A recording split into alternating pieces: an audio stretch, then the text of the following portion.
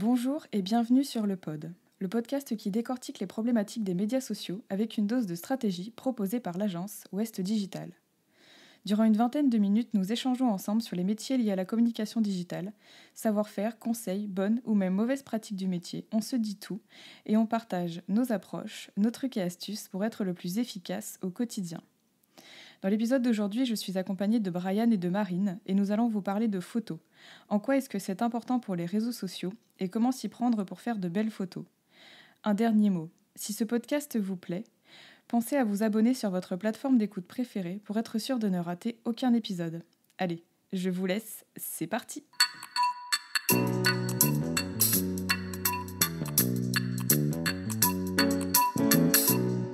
Bonjour et bienvenue dans ce 16e épisode du Pod. Alors aujourd'hui nous allons parler de photos et plus précisément de celles que nous utilisons pour alimenter nos comptes sur les réseaux sociaux.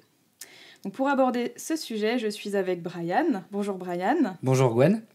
Mais également avec notre invitée du jour, Marine, qui connaît bien ce sujet car elle a une double expertise, celle de community manager et de photographe. Je vais donc te laisser te présenter Marine, c'est à toi. Bonjour, donc je m'appelle Marine, j'ai 30 ans, j'habite à Nantes depuis maintenant 13 ans et je suis community manager et photographe depuis 3 ans et j'ai commencé en tant que blogueuse principalement, ce qui m'a dirigée vers ces métiers aujourd'hui. Très bien, merci à toi. Alors, pourquoi est-ce qu'on a choisi d'aborder ce sujet aujourd'hui? Donc pour nous, c'est un sujet qui est très important dans notre métier. La question de la qualité des photos que l'on partage sur les réseaux sociaux fait partie de notre quotidien. Et combien de fois est-ce qu'on a pu se dire sur une semaine, quand on recevait des photos par nos clients destinées aux réseaux sociaux, oh là là, c'est vraiment pas l'idéal cette photo. Beaucoup de personnes ne voient pas la différence entre une belle photo que l'on pourra réutiliser sur les réseaux sociaux, et une qui n'est pas du tout adaptée. Et beaucoup également ne comprennent pas l'impact que cela aura sur leur image de marque. Alors aujourd'hui, on est là pour comprendre ensemble en quoi cela est vraiment important et comment s'y prendre pour faire de belles photos. Donc comme d'habitude, on vous explique tout en toute simplicité avec des conseils et des astuces. Du coup, dans l'introduction, je parlais de faire des belles photos, mais en vrai, c'est un peu subjectif, faire des belles photos. Alors Marine, est-ce que tu pourrais nous dire un petit peu quels sont les critères selon toi qui caractérisent une bonne photo? Alors une bonne photo, comme tu l'expliques, c'est assez subjectif. Il y a la bonne photo, la belle photo dans le sens artistique, qui va être une photo qu'on va prendre plaisir à regarder, à afficher dans son salon par exemple. Et il va y avoir la bonne photo en tant que marque. Et cette photo-là, pour les réseaux sociaux tout du moins, il faut qu'elle soit à la fois belle et à la fois qu'elle montre bien le produit. Et c'est là toute la difficulté du contenu de marque et de la prise de photo pour les marques, c'est qu'il faut qu'une photo soit belle, mais aussi qu'elle représente au mieux le produit, parce que le but c'est quand même de vendre au bout du compte, même si l'image sur les réseaux sociaux est très importante. Le but in fine, c'est forcément de vendre et de promouvoir sa marque, son entreprise. Donc une belle photo, pour moi, voilà, en tant que marque, c'est une photo qui va mettre en avant le produit dans un cadre, alors soit le côté lifestyle, c'est-à-dire où on va mettre en avant la photo dans une scène de vie, un petit peu comme on voit beaucoup sur Instagram pour beaucoup de marques. Ça va être par exemple, si on a une marque de bougies, admettons, je prends un exemple assez simple, on va mettre la bougie sur une belle cheminée avec un beau tableau derrière, et ça c'est une photo lifestyle. On va la prendre dans son milieu naturel pour la mettre en valeur et faire imaginer le produit chez soi. Il va aussi y avoir la photo, ce qu'on appelle pack shot. La photo pack shot, c'est la photo produit type sur fond blanc, fond très neutre, qui va là vraiment bien montrer le produit. Aujourd'hui, avec Instagram, on a la photo pack shot qui a un petit regain d'intérêt, mais dans le sens où on va faire un mix lifestyle pack shot, où on va essayer de faire un beau pack shot, mais avec par exemple une jolie fleur en fond, une belle ombre, une belle lumière. Donc voilà, tout ça rentre en compte aujourd'hui quand on crée du contenu et qu'on veut représenter sa marque sur les réseaux sociaux. Une belle photo, elle peut être vraiment... c'est très varié et c'est très subjectif, mais il y a quand même des petits critères, on va dire, pour avoir une bonne photo. Et c'est avant tout, est-ce qu'elle montre votre produit correctement?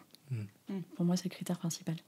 Et ce que tu veux dire par là, c'est que prendre une photo juste du produit posé sur une table pour dire voilà, on a tel produit dans notre magasin, ça ça fonctionne pas, Oui, quoi. c'est pas idéal. C'est vrai que après tout dépend du métier. Quand on a par exemple une boutique ou un restaurant à mettre en valeur, et ben il y a des moments où on va avoir des photos qui vont devoir être assez simples, qui vont montrer l'intérieur du restaurant. C'est pas forcément une photo hyper belle, hyper qualitative, mais il y a un moment où il faut montrer certaines choses aussi. Et c'est là où est la difficulté, c'est que la création de contenu pour les réseaux sociaux, il faut qu'elle s'articule autour de plusieurs axes. Il faut un mix de tout en fait. Il faut un mix de photos où on voit très bien le produit, un mix de photos mises en valeur dans le quotidien pour que les gens puissent s'imaginer avec votre produit. Et il y a un mix d'entre deux où il faut essayer de faire du beau, mais aussi de réussir à parler du quotidien de l'entreprise et de la marque. Et des fois, ça passe aussi par des photos qui sont un peu moins esthétiques, mais voilà, qui sont importantes quand même. Et quand on a, pareil, tu parlais des restaurants, mais on peut imaginer des salles de conférence, etc. Est-ce qu'il faut absolument que sur la photo, il y ait des personnes, de la vie, ou est-ce qu'on peut se permettre de prendre une salle vide? Alors aujourd'hui, le lifestyle, ça marche mieux. Et le lifestyle, il y a des personnes, il y a des bras sur les photos, il y a des bouts de tête, ça peut être très varié. En fait, on n'a pas besoin de voir une personne face à nous sur la photo. Mais c'est vrai que c'est mieux, surtout quand on parle d'un lieu de vie comme un restaurant, une salle de conférence, c'est mieux quand il y a des personnes parce que ça représente au mieux en fait l'endroit, on se rend compte de ce qu'on peut y faire. Une salle de conférence vide, on va se dire mais combien de personnes peuvent tenir là-dedans en fait, on se rend pas compte du tout. Et une salle où on voit une centaine de personnes dedans et on peut se rendre compte qu'il y a une centaine de personnes dedans, on va tout de suite se dire ouais, ça c'est bon, moi je peux organiser ma conférence ici. On se rend compte de la vie qu'il peut y avoir à l'intérieur. Et on se projette, quoi. Exactement. Ouais, en fait, c'est vraiment ça, la photo de création de contenu pour les réseaux sociaux, c'est vraiment réussir à se projeter. Que ça soit la bougie sur la cheminée dans le salon ou une salle de conférence, pour le coup, il faut qu'on arrive à se faire dire au client que voilà, ce produit ou cet endroit, il est pour lui parce qu'il s'y imagine en fait très bien dans cette situation-là. Ok. Et alors du coup, c'est quoi l'utilité pour une entreprise vraiment de faire attention à toutes ces petites choses ? Aujourd'hui, on est sur des réseaux sociaux d'images principalement. Facebook a un peu perdu le pli, le côté très informationnel, où on met beaucoup de liens, ce genre de choses. Aujourd'hui, Instagram a pris le dessus avec les photos. On voit TikTok, YouTube, avec les vidéos, ça fonctionne très bien. Et c'est des formats qui fonctionnent énormément, la vidéo. Donc aujourd'hui, c'est important d'avoir du contenu intéressant et pas juste des choses à dire. Souvent, les marques ont beaucoup de choses à dire pour vendre leur marque, leur entreprise, mais elles ne savent pas comment les dire parce qu'elles n'ont pas de support. Et c'est là où l'image rentre en compte et permet de représenter au mieux cette image de marque avec des images tout simplement. Parce que juste un texte, une philosophie, un état d'esprit ne suffit pas aujourd'hui quand on est une marque. Il faut une image impactante et il y a beaucoup de marques qui ont joué là-dessus clairement. Qui n'ont pas forcément des choses à dire, même parfois derrière, mais qui ont des belles images qui parlent pour elles. Je ne sais pas si je peux mentionner des marques, mais je pense à des marques comme Cézanne, qui ont des lookbooks et des shootings photos qui sont particulièrement réussis, où on voit parfois même pas la vraie couleur du vêtement, mais qui cartonnent, et ils ont réussi vraiment à construire cette image de marque autour de ces visuels, jusqu'au point où moi, quand je fais un shooting mode, la plupart des photos d'inspiration, c'est des photos Cézanne. Et voilà, on fait forcément en fonction de ça parce que c'est des choses qui marchent, des choses qui sont belles et qui représentent en plus une belle image de marque. Et ça marche très bien. Du coup, ce qu'on retient là-dedans, c'est que finalement, faire de belles photos, c'est pas uniquement le produit, c'est aussi beaucoup lié à ce que veut raconter la marque sur Exactement. les réseaux. Et finalement, l'image, elle agit aussi comme une preuve. C'est-à-dire que voilà, si demain on travaille pour une entreprise qui valorise le Made in France, en fait, par l'image, on va essayer de valoriser cet aspect Made in France, par exemple en prenant des photos dans des lieux bien connus, avec des références symboliques et culturelles, etc. Enfin, tout ça, c'est extrêmement important finalement dans la construction. Exactement, ça a vraiment valorisé l'image de la marque. Et par exemple, je reprends l'exemple de Cézanne, mais ils vont prendre des photos dans un appartement type haussmannien. Tout de suite, on se projette à Paris. Et c'est ça aussi qui a fait qu'ils ont réussi à s'exporter. C'est que Cézanne, maintenant, c'est l'image de la parisienne, en partie grâce à leurs photos, pour le coup. Donc tout le contexte autour de la photo va compter aussi dans l'image de la marque. Très bien. Alors moi j'ai quand même envie de rebondir sur un aspect, tu parles beaucoup d'Instagram. C'est vrai, aujourd'hui c'est quand même, c'est principalement Instagram qui a fait prendre conscience aux marques de l'importance de l'image. Mais finalement, est-ce que les images qu'on va utiliser pour Instagram, on peut les réutiliser d'une autre manière sur d'autres réseaux? Est-ce que Alors, finalement ça n'a pas un lien? oui, pour le coup, c'est vrai que Facebook, même si ça a été laissé beaucoup de côté, aujourd'hui, on en vient à avoir un petit regain d'intérêt quand même parce que on a du contenu qui est créé pour Instagram, donc pourquoi ne pas l'utiliser sur autre chose en fait? Et du coup, ce contenu-là sert aussi pour Facebook. Ça permet de faire des albums un peu plus sympas, de continuer à communiquer sur Facebook sans pour autant avoir besoin de créer du contenu exprès pour Facebook. Qu'en général, au final, on me demande principalement des photos pensées pour Instagram, mais qui vont aussi aller sur les sites internet et Facebook. Parce que les sites internet aujourd'hui jouent aussi beaucoup sur l'image. On a aujourd'hui des pages d'accueil avec une photo en plein écran où on voit juste le petit logo de la marque en haut et on n'a même plus forcément beaucoup de texte. Et aujourd'hui, oui, c'est principalement pensé dans cet axe-là. Mais on a la problématique où aujourd'hui, quand je prends en photo des photos pour une marque, il faut qu'on pense absolument au site internet derrière. Et c'est plus la priorité en fait. Aujourd'hui, on est passé vraiment où la plupart des photos sont prises en format portrait, par exemple, chose qu'on ne faisait pas forcément avant. On prenait beaucoup de photos en paysage. YouTube, c'était en format paysage. Quand on prenait des photos, voilà, on avait l'habitude de nos appareils photo, nos petits appareils photo numériques compacts, où on prenait toujours en format paysage, on prenait très peu de portraits. Et aujourd'hui, Instagram a changé ça, c'est-à-dire que le format vertical est beaucoup plus impactant, format portrait. Et maintenant, on est obligé de penser à se forcer à prendre des photos en format paysage pour penser aux bannières sur les sites internet, pour penser aux présentations sur les sites internet, parce que le vertical, c'est pas vraiment pensé et optimisé pour les sites internet, mais il faut en faire. Donc voilà, les jours de shooting, en général, on se dit, cette photo-là, je la veux pour mon site internet, donc on y pense au format paysage. Et voilà, c'est des choses auxquelles il faut penser en amont quand on prépare un shooting pour du contenu de marque. En général, on a un brief en amont et on se dit, voilà, cette photo-là, moi j'imagine focaliser soit sur le produit ou bien un peu large parce que justement on veut une image plus type ambiance, on n'a pas besoin d'un gros plan du produit, ou au contraire on a besoin d'une bannière absolument pour site internet, donc il me faut ce format-là. Il faut penser dès le début au contexte d'utilisation, au contexte d'usage, enfin, la Exactement. façon dont la photo sera utilisée.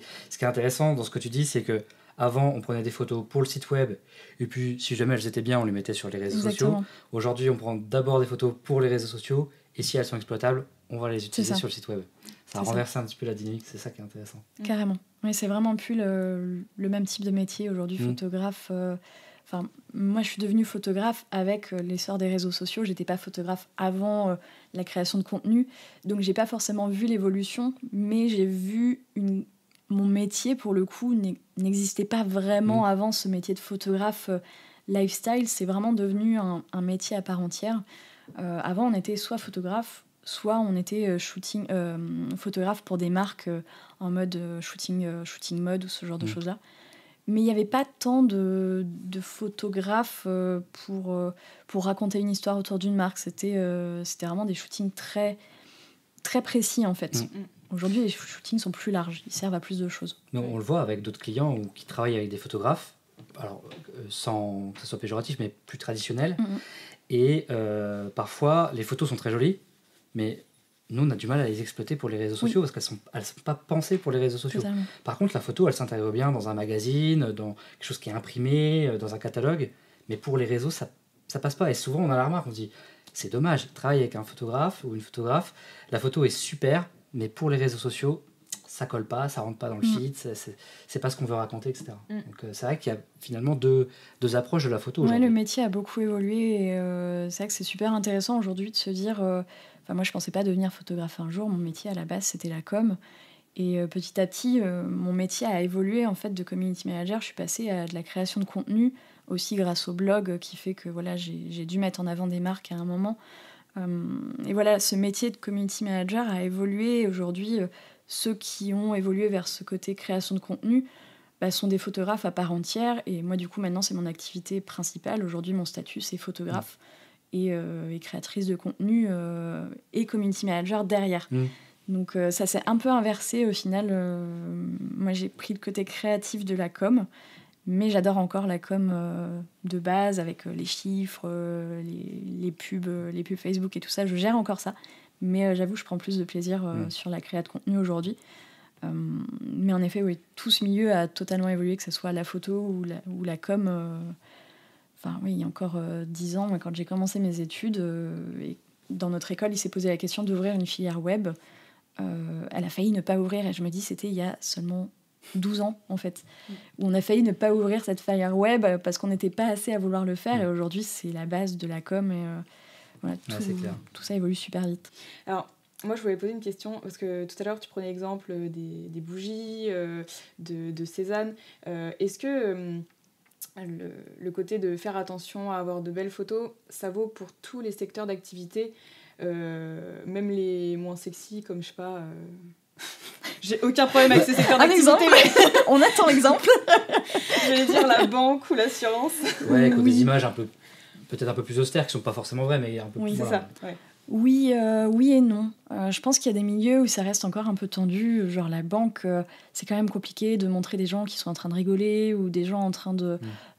Enfin, c'est ce qui est fait aujourd'hui. On voit des gens en train de voyager, on voit des gens contents de faire leurs études et de faire un prêt pour leurs études. Enfin, je trouve que ça reste encore compliqué. On reste plus, je trouve, dans de la photo un peu banque d'images encore. Je pense que ça va aussi avec le cœur de métier comme les assurances ou ce genre de choses qui ont du mal à créer une histoire autour de leur métier. Et c'est normal, c'est super compliqué. Surtout aujourd'hui, les banques, les gens n'arrivent pas à faire des prêts, donc ils sont pas très contents des banques en général, donc c'est compliqué. Je pense que c'est plus simple quand on a un secteur d'activité qui est apprécié, pour le coup, et qui peut raconter une histoire facilement. Mais pour le coup, il y a des domaines où on s'y attend pas forcément, mais où la création de contenu est importante. Moi, je vois, mon mari est artisan peintre, et pour le coup, leur vraie valeur ajoutée, et c'est comme ça qu'ils ont construit leur image de qualité de service, c'est que sur leurs réseaux sociaux, ils font attention à la qualité de leurs photos.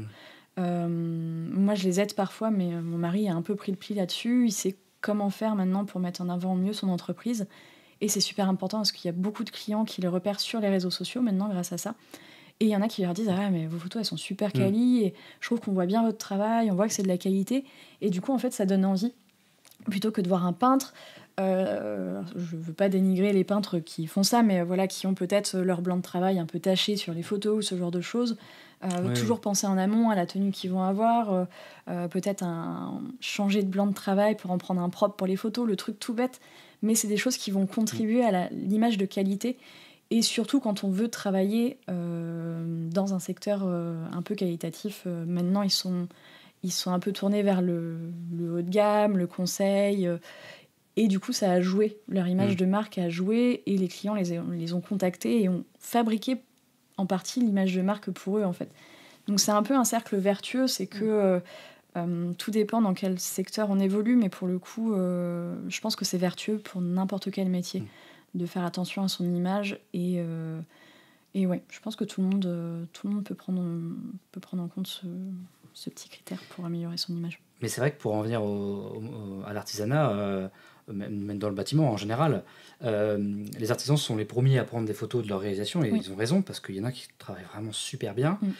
Mais alors par contre, les photos qu'ils prennent, c'est j'ai un téléphone, je sors, je prends la photo, il y a la lumière en face, c'est mal cadré, on voit encore Michel avec ses taches un peu partout. C'est dommage, parce Totalement. Que la réalisation, elle est de qualité, mais la photo n'apporte pas cette preuve. Et c'est vrai que c'est quelque chose qui peut poser problème. Pour revenir juste à la question des banques et des assurances, aujourd'hui on voit quand même émerger des problématiques sur la marque employeur, où ces secteurs-là ont besoin d'attirer des talents, etc. Et où la photo, elle devient importante parce qu'ils ont compris que les banques d'images, ça humanisaient pas du tout l'entreprise. Donc, comment on fait dans ces cas-là, quand on est face à des entreprises qui ont besoin de contenus qui vont raconter la vie des collaborateurs? Est-ce qu'on peut quand même arriver à faire ce que... Oui, pour le coup, je pense que mettre en avant son côté... business to business, par contre, est possible pour des secteurs comme celui-ci. Je pense qu'en B2C, je pense que c'est plus compliqué pour le coup, parce que voilà, un secteur comme la banque, en B2C, il va falloir parler à son client, et je trouve que c'est compliqué de faire du storytelling autour. Par contre, on peut mettre en avant le côté un peu plus B2B, et son côté un peu business, je pense qu'on peut valoriser en effet son image avec un côté un peu plus corporate, justement, en mettant en avant un peu plus voilà, ses collaborateurs, la qualité de vie. Et c'est ce que beaucoup d'entreprises font d'ailleurs. Quand elles n'ont pas grand-chose à dire sur leurs produits sur les réseaux sociaux, en général, elles parlent de leur entreprise, de leur politique RSE, par exemple, environnementale. Et pour le coup, ça, c'est possible de mettre en avant. Via des banques d'images, en effet, c'est de plus en plus mal vu. Même s'il y en a de plus en plus qualitatifs quand même, on n'est plus sur la banque d'images de base avec voilà, des choses qui viennent des mêmes. Ouais, voilà. Mais pour le coup, oui, on peut organiser de la création de contenu autour de cet esprit-là, en prenant en photo les collaborateurs, des jolis portraits, aller à la rencontre aussi de leurs partenaires, pourquoi pas. Je pense même par exemple à des agriculteurs par exemple, qui ont par exemple des vergers de pommes. Et voilà, on va pas montrer des pommes éternellement en photo sur leur compte, mais par contre on peut aller dans les vergers, prendre en photo au printemps quand c'est fleuri, l'été quand il y a les fruits, prendre voilà, l'agriculteur avec une pomme dans la main, ça va tout de suite humaniser un peu la chose. Et oui, pour le coup, c'est possible de ne pas parler que de son produit, mais de parler de sa marque et de sa façon de fonctionner au quotidien, oui, totalement. Maintenant qu'on a compris tout l'intérêt, pour une entreprise qui a envie de passer à ça, à avoir de belles photos, à pouvoir créer de belles photos pour ses réseaux sociaux, c'est quoi un peu le process à suivre, le bon déroulé, quoi, en fait, par où je commence Alors tout dépend du budget. Évidemment, on va partir de là, parce que la création de contenu, ça peut coûter cher, mais ça peut aussi être fait plus simplement sur les moyens. Donc il y a plusieurs possibilités. Il y a la solution la moins chère, on va dire. Quelqu'un de l'entreprise a un bon téléphone, on va dire allez, le dernier iPhone. Ça prend aussi bien des portraits, il y a une belle lumière. Moi, je sais que j'ai changé de téléphone parce que le mien commençait à trop dater et j'arrivais plus à faire de stories sur mon compte Instagram sans me dire la qualité, elle est horrible. Donc je pense que c'est important déjà d'avoir un bon téléphone quand on ne pense pas investir dans un appareil photo dédié. On prend le dernier téléphone, il n'y a pas besoin de tous en avoir un en sein de l'entreprise, mais au moins un. Ensuite, on télécharge potentiellement la bonne application pour retoucher ses photos. L'outil interne des téléphones n'est pas forcément fait pour avoir de la photo Instagram. Donc on télécharge une bonne application type VSCO qui va permettre d'avoir des petits filtres intégrés un peu sympas. Il y a plein d'applications du genre, hein, pour le coup, c'est assez facile à trouver. Mais VSCO, je trouve que c'est la plus qualitative et celle qui a aidé beaucoup de blogueurs, notamment, à se lancer dans de la photo un peu qualitative, parce qu'elle apprend aussi à retoucher les photos, à mettre en valeur, à travailler la luminosité d'une photo, le contraste, la bonne colorimétrie. Donc je trouve que c'est une application qui est très bien faite et que moi je recommande souvent à mes clients. Et elle est gratuite, cette application ? Alors elle est gratuite. Elle est payante à partir du moment où on passe à la retouche de vidéos, parce qu'en fait on peut aussi retoucher des vidéos avec, et c'est à ce moment-là où elle devient payante, mais pour le coup la version gratuite suffit amplement pour la plupart des cas. Et après vous pouvez acheter des filtres supplémentaires aussi.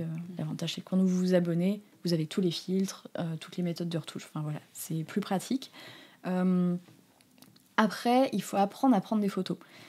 Ça, c'est pas forcément inné. Il y a des formations aussi qui existent si besoin. Moi, je me suis beaucoup formée à la photo sur YouTube. Pour le coup, YouTube, on tape ce qu'on veut faire. Par exemple, comment améliorer la luminosité d'une photo. YouTube va forcément nous sortir une vidéo qui convient pour ça. Ça sera peut-être pas forcément la première vidéo qui sera la bonne, mais voilà, moi je trouve ça très formateur, YouTube. On n'a vraiment pas besoin de dépenser tout de suite de l'argent pour se former. Il y a des bonnes bases. Et donc les conseils, c'est de bien travailler la luminosité de sa photo, qu'elle soit pas sous-exposée, donc trop sombre, voilà. Pas surexposée non plus, parce que c'est pas très beau à regarder sur les réseaux sociaux, une photo surexposée. Donc ça, voilà, ça va être la base. Un bon téléphone, une bonne application de retouche et quelques bases, genre savoir bien cadrer, une bonne luminosité. On peut aussi acheter potentiellement une petite lampe LED qui va permettre d'ajuster en fait la température ambiante. On appelle ça la température, ça va être la chaleur ou au contraire la froideur de la photo. Donc par exemple, une photo prise un jour comme aujourd'hui où il fait beau, elle va être assez chaleureuse en général, parce que voilà, la lumière est assez diffuse, constante, il n'y a pas de lumière très vive ou des nuages trop gris, donc la lumière n'est pas bleue. Donc voilà, cette petite lumière d'appoint en fait va vous permettre, quand vous n'avez pas une luminosité optimale, d'ajuster un peu la luminosité de l'objet que vous allez prendre en photo. Donc il ne faut pas coller la lampe au produit. En général, c'est une lampe qu'on met un petit peu en retrait par rapport à sa photo et qui va venir éclairer un peu la zone où on va prendre la photo.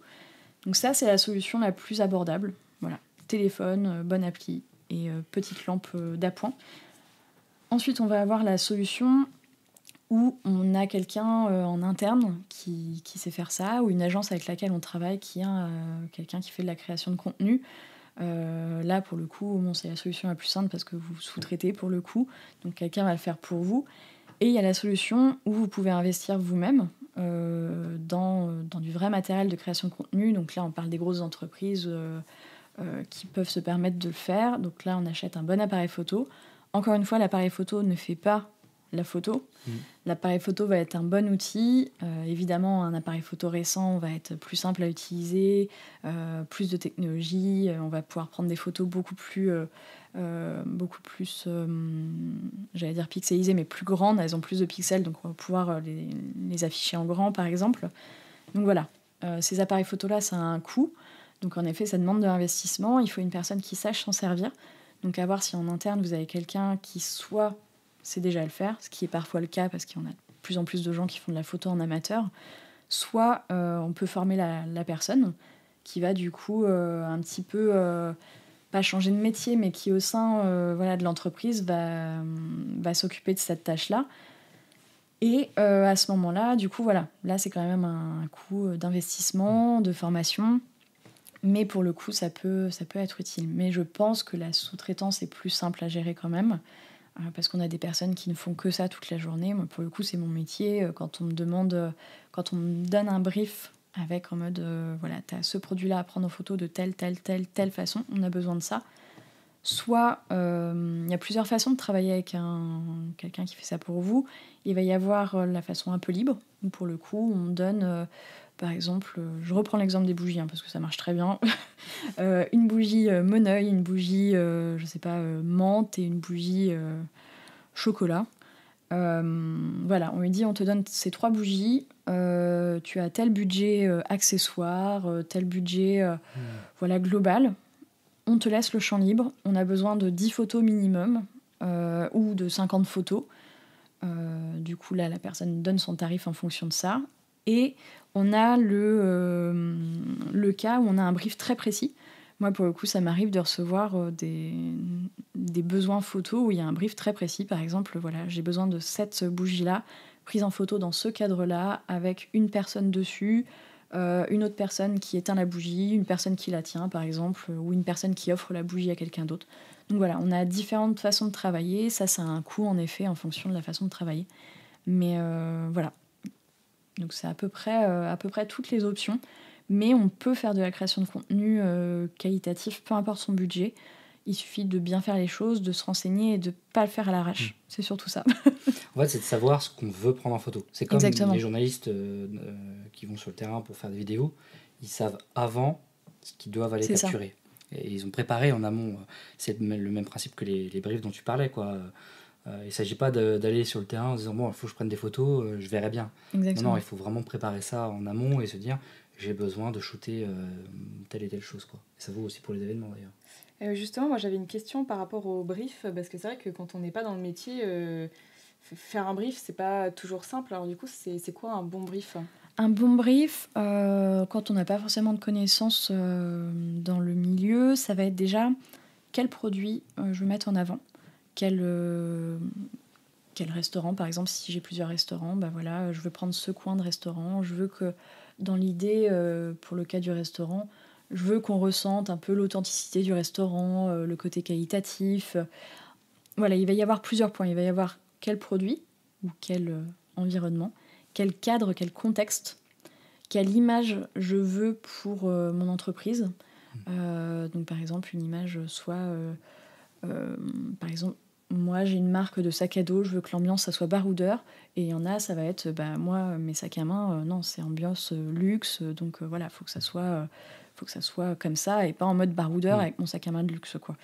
Donc voilà, faut qu'il y ait aussi une idée précise de ce que la marque représente.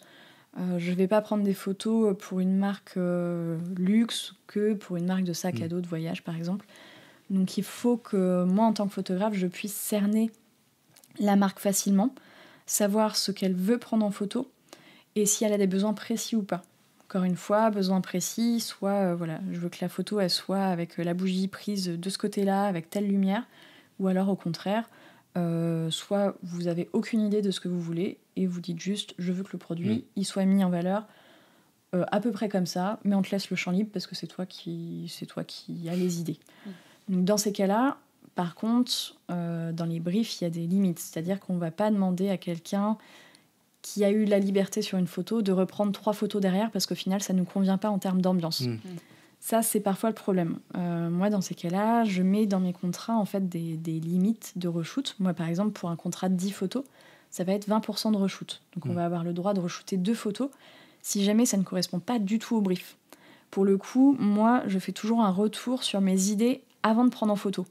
Donc je leur dis, voilà, ce produit-là, il va être mis en valeur comme ça. La photo, elle va être prise à peu près comme ça. Est-ce que ça vous va, oui ou non ? Si on me valide, c'est ça. Parce que ça m'est déjà arrivé avec des clients, on va avoir un retour en mode « Ah non, mais c'est pas du tout ce que j'avais imaginé, en fait. » Oui, mais du coup, tu ne m'avais pas dit ce que tu imaginais. Oui. Donc, je peux pas être dans ta tête. Donc, le brief sert à ça, en fait. Ça va être à qu'est-ce que le client attend pour qu'aucun des deux ne perde de temps, en fait. Parce que la photo, mine de rien, ça prend énormément de temps. Et parfois, on va organiser une après-midi de shooting et ça va faire perdre énormément de temps de devoir re-shooter une photo parce que ça veut dire qu'il faut tout ressortir, tout réorganiser, tout reprendre pour une seule photo, alors que la veille, on a tout sorti, mais pour 10 photos. Donc un reshoot, ça prend du temps, aussi bien des deux côtés, parce que ça fait faire des retours qui sont inutiles parfois côté client. Et moi, des fois, ça va être mon travail en tant que photographe aussi, de dire mais non, moi, je pense que cette photo, elle correspond. Et qu'elle correspond à votre marque. Et c'est pas le côté malhonnête, j'ai pas envie de re-shooter ou quoi.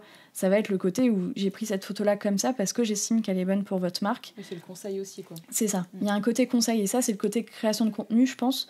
On retrouve aussi ça dans le photographe type de mode, en mode, j'imagine telle position pour mettre en valeur le pantalon, par exemple, ou ce genre de choses-là.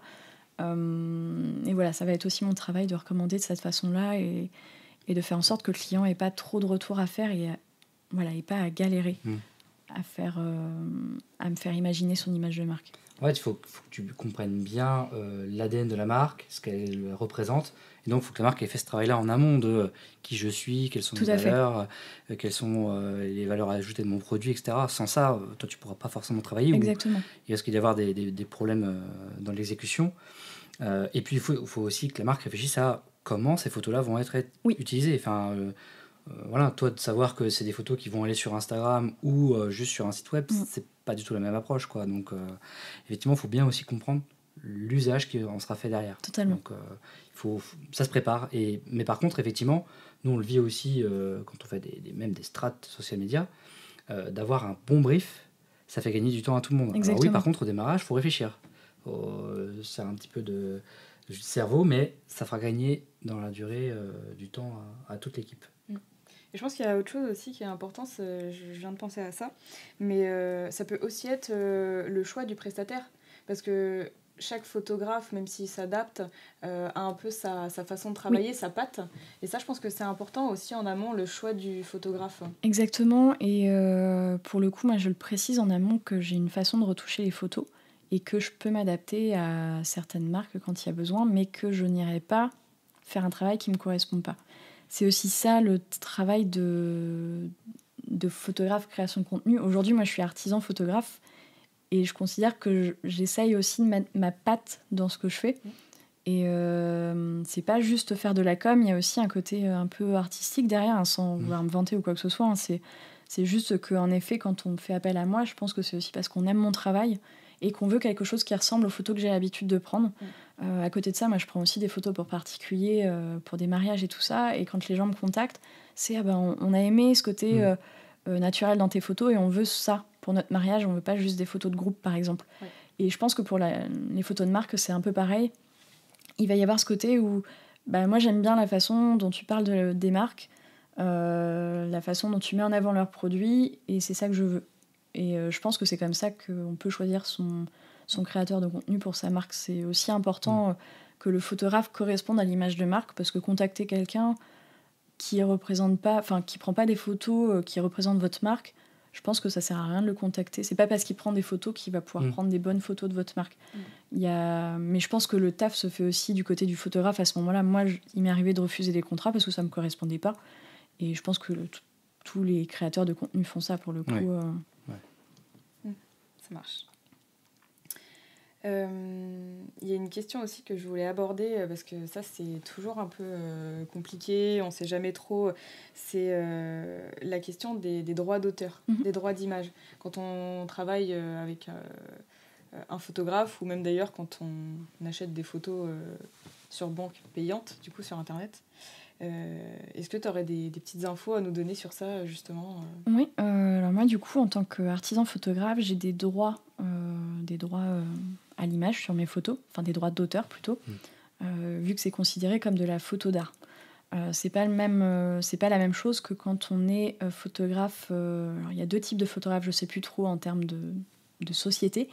Moi j'ai choisi le côté artisan, du coup ça me protège en fait si mes photos sont utilisées sur un endroit où je n'ai pas donné mon accord. Mais moi par exemple quand je prends des photos pour des marques, je donne les droits web. Donc droits web, donc ça va être réseaux sociaux, site internet, tout ce genre de choses-là. Et en fait, les droits de reproduction, donc d'impression, pour les montrer en boutique, pour créer des catalogues, ça, c'est un forfait en plus. En fait, c'est quelque chose qui a 2 visées. Alors, ça m'arrive de les mettre gratuitement. Hein. C'est juste, il faut qu'il y ait une mise en accord là-dessus, en fait, en amont. C'est pas juste, on a les photos, on les utilise comme on le souhaite. Il faut savoir en amont comment on va les utiliser pour parler au photographe de quel droit j'ai sur ces photos-là. Moi, je donne les droits web, donc les photos peuvent être utilisées sans même qu'il y ait mon nom dessus. Mais à partir du moment où on sort de ce contexte-là, par contre, il faut me demander en amont comment ça va être utilisé. Et il y a beaucoup de marques même qui me citent sur les photos, alors qu'ils n'ont pas forcément besoin de le faire, mais juste parce qu'ils apprécient de le faire. Des fois, ils citent toute l'équipe, genre la maquilleuse, la styliste et tout ça. Donc voilà, ça c'est quelque chose à savoir, c'est renseignez-vous bien sur les droits. Une photo sur les réseaux sociaux, c'est pas parce qu'elle est sur les réseaux sociaux qu'elle peut être utilisée comme on le souhaite. Il y a beaucoup de personnes maintenant, on voit passer des marques qui utilisent des photos et mettent source Pinterest. Moi, ça me rend dingue, parce que Pinterest, ce n'est pas une source, c'est un endroit où tu as trouvé la photo, mais la photo de base ne vient pas de Pinterest. Elle a été prise par un humain. C'est ça, carrément. Et la source, c'est la personne qui a pris la photo. Et ça, on commence de plus en plus à le perdre. C'est ce côté source de base. Et sur Instagram, on le voit de plus en plus aussi, des gens qui reprennent des belles photos qu'ils ont vues et qui les postent sans même dire que c'est pas la leur. Et ça, c'est vraiment très limite niveau légalité. Quelqu'un peut vous attaquer. Bien sûr. Donc c'est bon à savoir pour le coup. Et ça coûte rien en fait de demander au photographe si vous pouvez utiliser sa photo. Moi, ça m'est déjà arrivé, quelqu'un qui m'a contacté en mode bonjour, j'aimais bien la photo de la fleur que vous avez prise là. Elle irait bien dans mon compte Instagram à tel moment parce que je parle... je prends l'exemple de la bougie encore une fois. Je parle de bougie à la lavande. Vous avez pris une photo de lavande. J'aimerais bien la poster à ce moment-là. Et là, soit on se met d'accord pour qu'il l'utilise en me mentionnant, en me rémunérant ou pas. Voilà, tout ça, il faut en parler en fait. C'est mieux que de voler une photo et de se retrouver derrière avec un avocat ou derrière. Donc voilà, vaut mieux en parler. Ouais, c'est clair. Il y a beaucoup de personnes qui pensent que parce que la photo est sur Internet, c'est ça. On a le droit de l'exploiter. Alors exactement. En fait, non, pas du tout. Ça c'est beaucoup dit. En plus, tout ce que tu mets sur Facebook et sur Instagram est public. Mais non, c'est pas aussi simple que ça. C'est public à la consultation. C'est public à la consultation, c'est ça. L'utilisation. Exactement. C'est ça qui est important. C'est ça. Puis il y a autre chose aussi, c'est le côté... Il y a beaucoup de personnes qui s'autorisent à prendre des photos et qui se disent « j'ai pas besoin de demander l'autorisation tant que je crédite la personne ». Oui. Et moi, je trouve ça assez borderline. Oui, c'est limite. À l'agence, on ne travaille pas comme ça. Nous, on a toujours pour habitude de demander avant d'utiliser les photos d'une autre personne. Et pourtant, souvent, les personnes me répondent « Ah bah merci, c'est super sympa de me demander. » Tellement pas l'habitude. C'est ça, ouais, c'est ça. Et à chaque fois, je dis « Bah non, mais en fait, c'est juste une obligation légale, c'est pas possible de faire autrement. » Et à chaque fois, ça me fait sourire quand je vois des gens qui me répondent ça, quoi. Et c'est toujours par écrit quand on demande. Même si on échange à l'oral, il y a toujours une trace Oui, écrite. il faut toujours qu'il y ait une trace. Si jamais à un moment donné il y a un désaccord ou autre, voilà, au moins il y a une trace et ça protège tout le monde. Exactement. Il y a des marques d'ailleurs qui font ça, et là je trouve ça un peu limite même. Parfois il arrive que sous mes photos Instagram, j'ai des marques qui viennent me demander est-ce qu'on peut utiliser votre photo. Alors souvent c'est des très grosses marques, hein, genre Disney, des marques genre made.com, où en fait elles ont un hashtag qu'on utilise en réponse aux commentaires. Par exemple, pour l'exemple de Made, c'était j'adore la photo du meuble que vous avez pris, est-ce qu'on peut l'utiliser sur notre compte? Si oui, répondez-nous avec le hashtag sous notre commentaire yes made, un truc comme ça. Et en fait, on se rend compte que derrière ce hashtag qu'on utilise en réponse aux commentaires, il y a une cession de droit de la photo. Ah oui, d'accord. Et c'est super flou derrière. Alors je donne l'exemple de Made, mais c'était plus, je sais plus qui c'était. Mais c'est super flou en fait. Si on regarde pas les conditions, votre photo elle peut se retrouver demain en vitrine d'une boutique sans votre accord. Enfin, techniquement avec votre accord. Mais si vous lisez pas les petites lignes, voilà, c'est un peu limite. Donc moi en général, je refuse ce genre de choses-là parce que je sais qu'il y a des conditions parfois bizarres derrière. Après, quand c'est une marque que j'aime bien et où ça peut me faire plaisir, par exemple, de me dire bah oui, ma photo va être utilisée. Aujourd'hui, en tant que photographe, j'avoue que je trouve ça plus limite parce qu'on est censé être rémunéré pour ça. Il y a des marques pour lesquelles j'accepte, mais en général, avec ce procédé-là, je refuse pour le coup. C'est un peu limite. En fait, il faut vraiment un accord écrit, explicite. Oui, c'est ça. Vraiment, toutes les conditions sous les yeux et pas aller voir le lien si vous voulez voir dans quel cadre on va les utiliser. Mais oui. Ça marche. Alors du coup, tu nous as quand même déjà donné pas mal de conseils et astuces simples et du coup un peu plus aboutis pour faire de belles photos. Est-ce que à l'inverse, tu aurais des erreurs à ne pas commettre, à nous partager? Par exemple, on a une entreprise, on bosse seul dessus et on est le seul à décider de ce qu'on va poster. En fait, je trouve ça bien d'avoir un avis extérieur.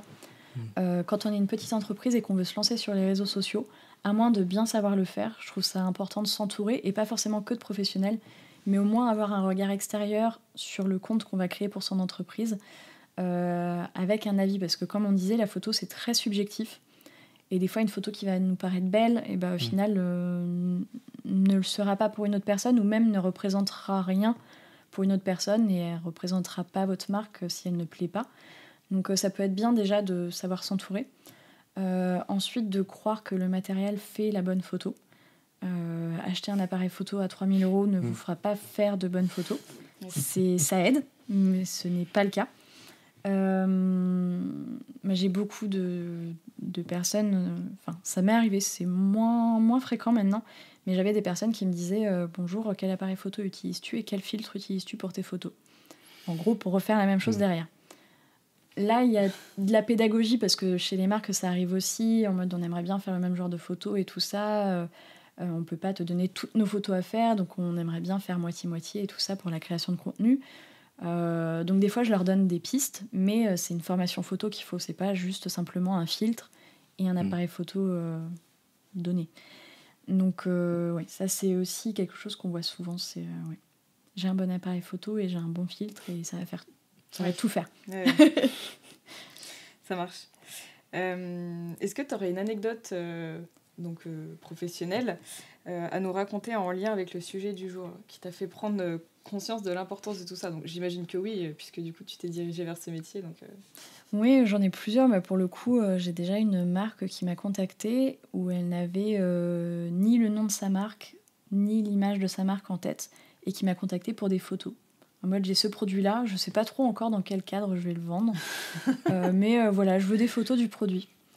Et là, du coup, c'est un flou, mais total. Donc, soit en tant que photographe, je donne des conseils, mais là, c'est au-delà. Enfin, il faut une stratégie de marque autour, il faut une image de marque. Moi, c'est quelque chose que je peux faire, mais quand on me contacte en tant que photographe, c'est plus du tout le même métier. Et cette personne était étonnée au téléphone d'apprendre que il fallait travailler l'image de marque, son logo aussi en avant. En fait, elle avait rien. C'était je suis la première personne qu'elle a contactée pour travailler sur sa marque. Et ça me faisait plaisir à la fois parce que, pour le coup, elle avait envie de travailler avec moi, parce qu'elle aimait bien les photos et elle voulait mettre en avant ses produits avec mes photos. Mais elle n'avait rien d'autre autour. Et du coup, je lui ai donné des conseils de professionnels à aller voir pour travailler et son identité visuelle, parce qu'elle n'avait pas d'identité visuelle. Elle n'avait pas de nom de marque. Je lui ai dit, réfléchissez à ça et ça. Et dans 3 mois, on se recontacte pour les photos de produits. Donc ça, ouais, j'avais un peu halluciné au téléphone. Je me disais, je suis la première personne qu'elle contacte, alors que je suis genre la dernière personne sur la liste normalement. Mais voilà, ça fait à la fois plaisir et en même temps, on se dit... les gens ne savent pas s'accompagner, s'entourer pour leur stratégie. Donc voilà, c'est vrai qu'avec le community management que j'ai l'habitude de faire, j'ai au moins ce côté où je peux recommander des choses. Après, le conseil, c'est pas gratuit non plus et c'est ça que les gens ont parfois du mal à comprendre. Oui. Mais voilà, je peux au moins leur donner des pistes pour que quand ils reviennent me voir, ils aient toutes les clés en main pour le coup. Mais oui, il y a quelques petites situations, des fois, où on se dit c'est... Ok. Pour te rassurer, on a déjà eu les mêmes types de demandes pour les réseaux sociaux. Hein. Ah oui. Je veux être sur les réseaux sociaux, j'ai un produit, mais je n'ai pas encore d'entreprise créée, ni de nom, ni de logo. Ah oui, et dites-moi comment il faut que je fasse, quoi. Et c'est marrant ça, parce que d'habitude on a plus l'habitude des clients qui arrivent et qui disent je voudrais commencer la semaine prochaine. Oui. J'ai déjà tout, il manque ça, je vais commencer. Ça, plutôt que l'inverse. Ouais, mais ça arrive encore un petit peu. Moins maintenant, mais ça arrive encore. Comme quoi, il y en a qui se posent la question en amont. Oui. Parce qu'ils ont compris l'importance, mais peut-être trop du coup. C'est ça. Ça marche. Eh bien, je crois que c'est le moment de la conclusion. Est-ce que tu pourrais conclure ce sujet, Marine, en 3 mots ou en 3 phrases, comme tu préfères? 3 mots, parce qu'après sinon je vais trop digresser et tout ça. 3 mots, on va dire storytelling, parce que c'est important de créer une histoire autour de sa marque, et ça la photo le fait très bien. Brand content, donc création de contenu, qui est aujourd'hui le mot qu'on utilise pour tout ce qui est image autour des réseaux sociaux. Et un troisième, on va dire lifestyle, parce qu'aujourd'hui, je pense que la photo sur les réseaux sociaux, il faut représenter un style de vie, en fait. Il faut que les gens puissent s'imaginer exactement dans quelles conditions ils vont utiliser votre produit, à quel moment ils vont venir dans votre restaurant, et voilà. Ouais. Ces 3 mots-là, je pense que c'est le plus important. Ça résume bien aujourd'hui l'utilisation des réseaux sociaux et l'importance de la création de contenu. Super. Eh ben, merci beaucoup à toi. Merci. Merci d'être venue au micro du pod. Merci à vous. Merci Marine, c'était top, super échange. Et puis, je vous dis à bientôt du coup pour un prochain épisode du pod. Merci, bonne journée. Merci, au revoir.